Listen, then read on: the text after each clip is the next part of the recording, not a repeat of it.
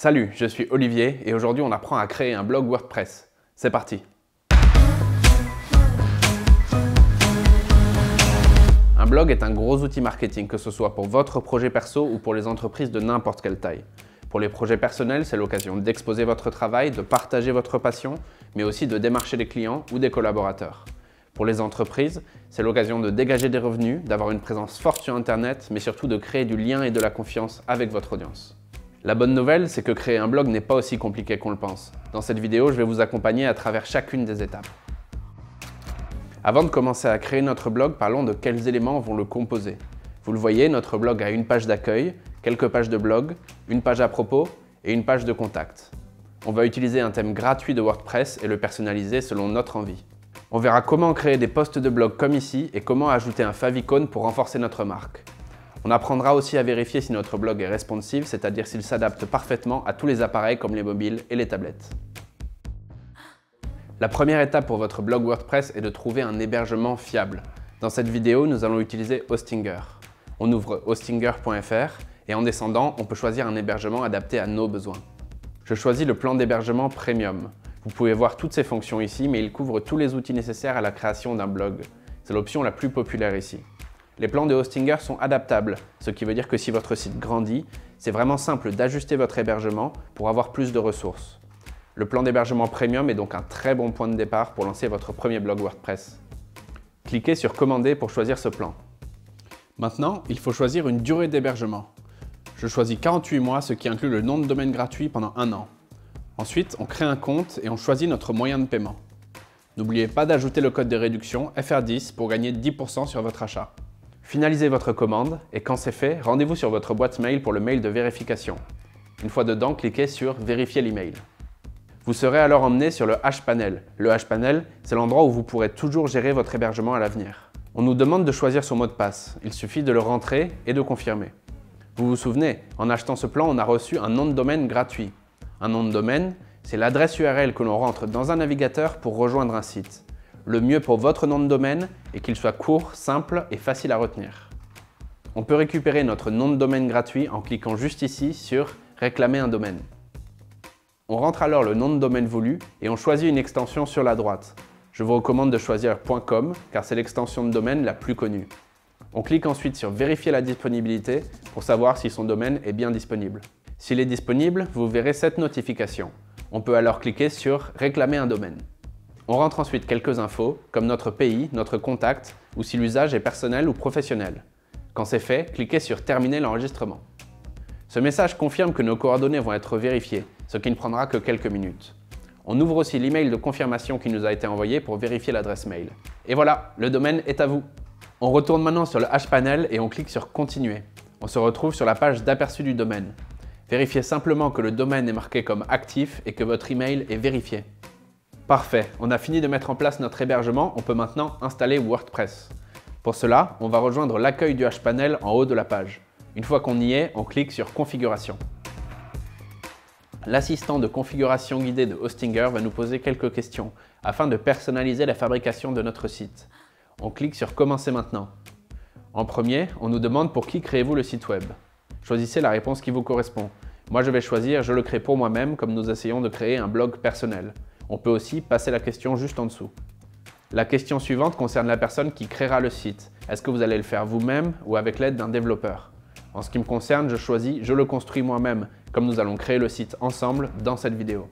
On décide maintenant quel type de site on veut construire. Bien sûr, on choisira blog ici.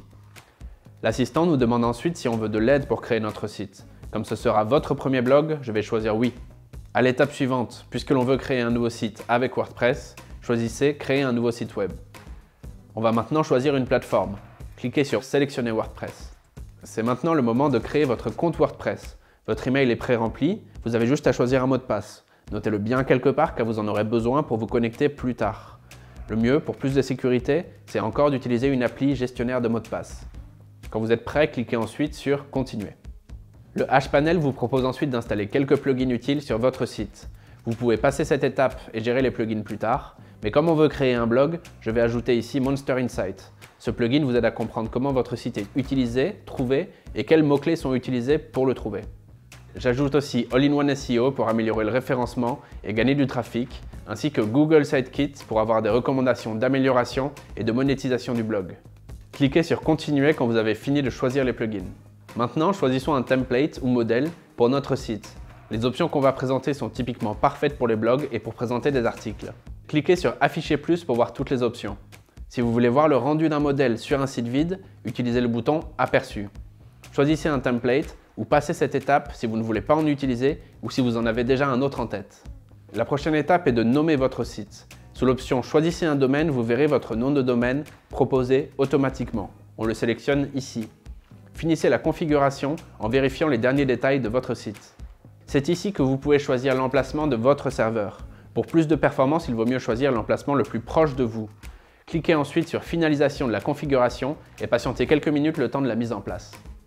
Au fait, vous recevez aussi votre certificat SSL gratuit à vie installé automatiquement sur tous vos domaines et vos sous-domaines.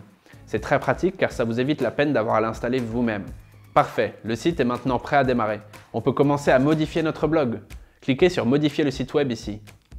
Vous vous retrouvez dans l'éditeur de blocs. Cliquez sur le logo WordPress en haut à gauche de votre écran pour vous diriger vers le tableau de bord WordPress.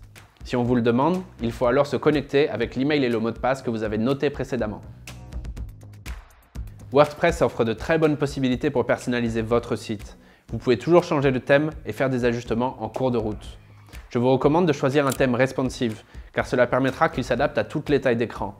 Aujourd'hui, plus de la moitié du trafic internet se déroule sur mobile, c'est donc très important. Maintenant, regardons comment installer un thème.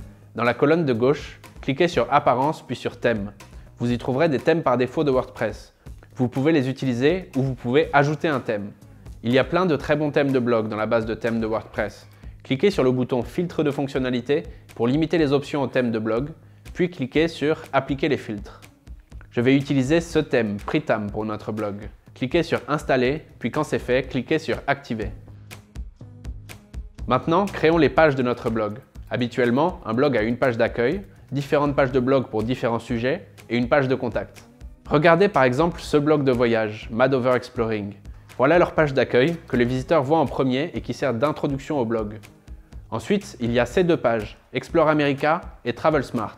La première contient des posts de blog sur des destinations en Amérique. L'autre page, elle, contient des articles d'astuces de voyage. Pour créer une page, dans le menu de gauche de WordPress, allez sur Pages. Vous aurez peut-être des pages préfaites selon votre thème ici. Vous pouvez les supprimer si vous voulez.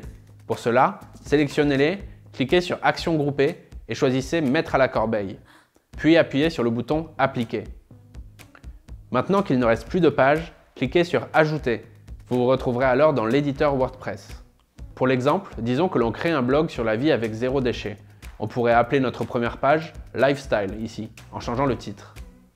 Cliquez sur Publier une première puis une deuxième fois. On clique ensuite sur Voir la page pour voir à quoi ça ressemble sur notre site qui est en ligne. On laisse la page vide pour le moment, pendant qu'on crée nos autres pages. J'ajoute maintenant une page voyage pour par exemple les posts de blog sur le voyage sans déchets.